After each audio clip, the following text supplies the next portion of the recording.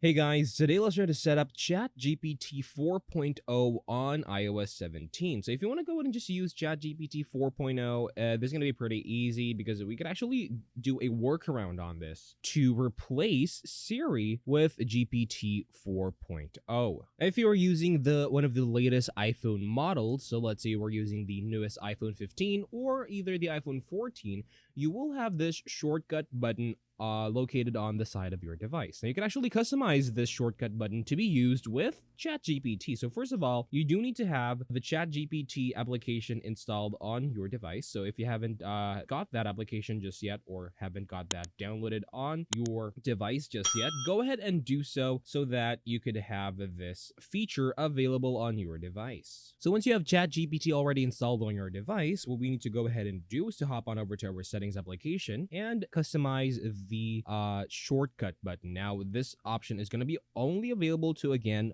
latest iPhone models. So if you don't have this option, you do need to have that newest model of your iPhone. Basically what this is the action button. You can actually proceed with customizing this and then linking it with your ChatGPT. So whenever you guys try to use the action button on your iPhone device, you can actually now proceed with launching ChatGPT and then commanding it to answer any of your questions, just like you would with Siri. And it's that easy, guys. Thank you guys for watching. Please like and subscribe and take care.